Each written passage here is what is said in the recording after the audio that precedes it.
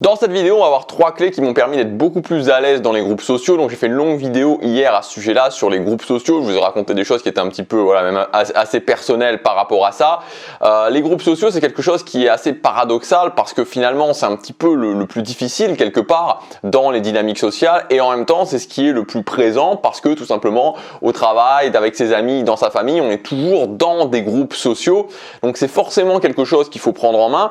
Et la problématique qu'on peut avoir quand on commence à se dire ok, je veux travailler mes compétences sociales, c'est un petit peu d'être déconnecté de ça, c'est-à-dire d'un côté travailler ses compétences sociales mais avoir du mal à voir les résultats parce que justement on a du mal à projeter ses compétences finalement dans ces groupes sociaux en fait. Et on peut être compétent et on peut s'améliorer quand je suis avec une seule personne et se retrouver totalement perdu dès qu'on est avec un groupe important de personnes. Donc on va voir dans cette vidéo 3 clés. Alors vous allez voir, c'est des clés extrêmement concrètes, c'est des clés extrêmement logiques et c'est vraiment, des fois les gens sont un petit peu surpris, mais c'est vraiment moi dans ma vision des choses, c'est-à-dire que je suis assez pragmatique, c'est-à-dire quand je veux atteindre un objectif, je me dis ok, quelles sont les choses concrètement que je peux mettre en place, c'est-à-dire que je suis pas idéaliste par rapport au fait de me dire il faut que je fasse les choses de telle ou telle façon, je me dis juste ok, voilà l'objectif que je veux atteindre, quelles sont les choses logiques, quelles sont les compétences aussi que je peux développer pour atteindre cet objectif. Donc la première clé pour être plus à l'aise dans les groupes sociaux, et c'est quelque chose qui m'a beaucoup aidé et c'est super logique, vraiment c'est 100% logique, c'est le fait de m'améliorer dans les activités de groupe qui reviennent sans arrêt. Je vais vous donner un exemple très simple. Moi, j'étais très mauvais au foot. Voilà, j'étais très mauvais au foot. Très certainement, alors je sais pas pourquoi mon père avait une détestation, mais alors vraiment une détestation profonde du foot. Il détestait ça, mais vraiment il détestait ça quoi. Enfin d'ailleurs, je pense qu'il déteste toujours ça. C'est vraiment un truc qu'il déteste, mais vraiment il déteste le foot. Et donc voilà, en tant qu'enfant, on est influencé par ses parents et donc c'est pas quelque chose auquel je me suis vraiment intéressé. Et évidemment, notamment au collège, notamment au lycée, le foot c'est un facteur très important de socialisation. Et le fait d'être mauvais au foot, ça peut paraître complètement, mais si vous êtes un garçon, peut-être que vous me comprenez, mais le fait d'être vraiment très mauvais au foot, ça m'a vraiment exclu socialement en fait. C'est vraiment une des choses qui m'a exclu socialement. Et c'est un exemple parmi tant d'autres, le foot. Mais après, quand on se retrouve dans des soirées, je vais penser à des activités comme jouer au billard, je vais penser à des activités comme jouer au bowling, je vais penser aussi à des activités comme les jeux du type les jeux de mime. Voilà, les jeux de mime où il faut mimer des choses.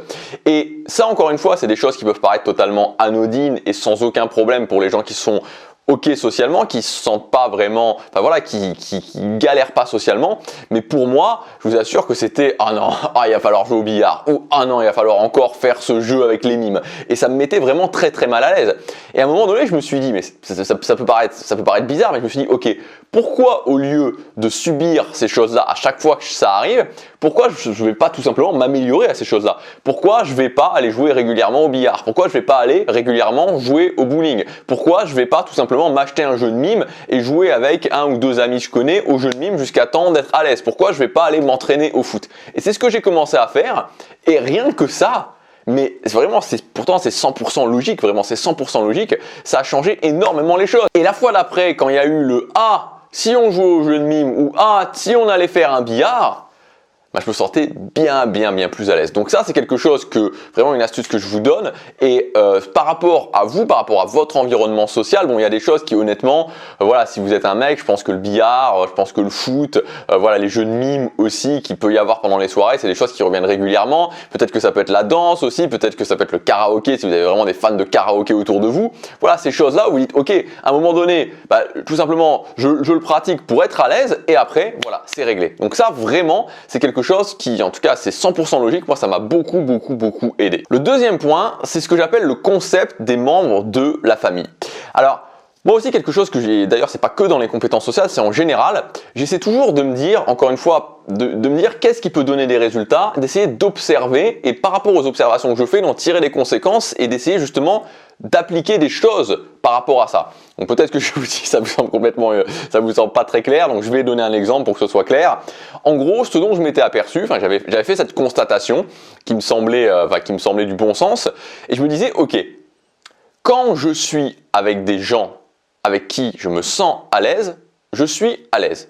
Quand je suis avec des gens avec qui je ne me sens pas à l'aise, je ne suis pas à l'aise. Qu'est-ce qui va se passer si petit à petit, je vais faire connaissance avec les gens du groupe un par un et que j'augmente mon niveau, entre guillemets, d'aisance avec eux. C'est-à-dire que, imaginons que je sois dans un groupe de 10 personnes, je vais aller parler à la personne numéro 1, puis aller lui reparler, jusqu'à temps de sentir un petit peu ce feeling d'être un peu plus à l'aise. Et pareil avec la personne numéro 2, pareil avec la personne numéro 3. Et ce dont je me suis aperçu, c'est que ça fonctionnait extrêmement bien. C'est-à-dire que si je suis dans un groupe de 5 personnes, disons, et que la personne numéro 1, je la connais bien, mais la personne numéro 2, 3, 4, 5, pas terrible, je vais avoir beaucoup plus tendance à être moins à l'aise. Par contre, si je fais ce travail en isolation avec la numéro 2, la numéro 3, la numéro 4, la numéro 5, quand les gens sont en groupe, je me sens très à l'aise. Donc ça, retenez bien ça, c'est aussi quelque chose qui va vraiment vous aider.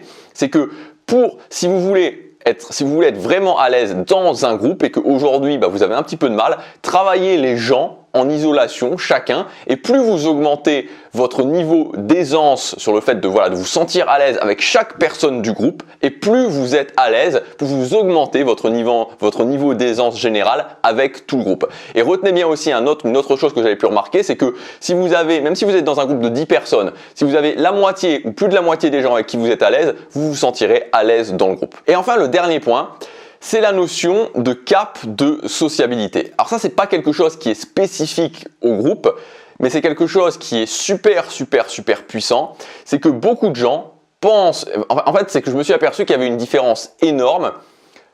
En fait, l'idée, c'est que pour beaucoup de gens, être quelqu'un de sociable, c'est quelque chose de super difficile. Sauf qu'il y a une différence entre être vraiment quelqu'un de sociable, c'est-à-dire donc quand je veux dire vraiment quelqu'un de sociable, c'est quelqu'un qui a vraiment travaillé ses compétences sociales, quelqu'un qui va sortir, qui va voir le voisin, qui va commencer à lui parler, qui va aller parler à la caissière au supermarché, vraiment la personne super sociable.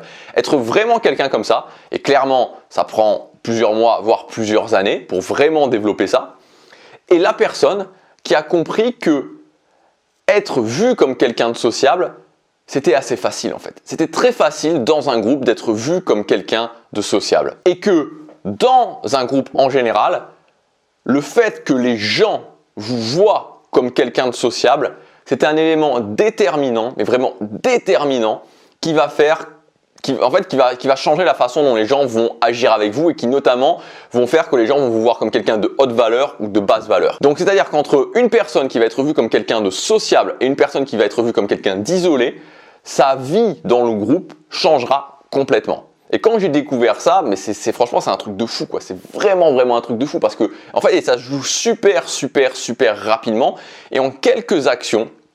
Vraiment, en quelques actions, vous pouvez être vu comme quelqu'un de sociable par les membres d'un groupe et votre vie change, vraiment votre vie sociale change. Et en plus, il y a une autre notion, et ça je vous en parle notamment dans la formation, et c'est une notion vraiment importante, c'est la notion qu'on a tendance, et ça c'est vraiment quelque chose d'important, on a tendance à se conformer en fait à l'image que les autres nous voient. C'est-à-dire que, je vous donne un exemple, si par exemple j'arrive dans un groupe et que je fais vraiment un bon démarrage et que les gens me voient comme quelqu'un de sociable, j'aurai toujours tendance à me conformer à cette image, c'est-à-dire à aller vers ce standard. Alors que si c'est l'inverse, je commence dans un groupe social, je commence mal et les gens me voient comme quelqu'un d'isolé socialement, j'aurai aussi toujours tendance à me conformer à cette image. Donc c'est quelque chose qui facilite encore plus la tâche.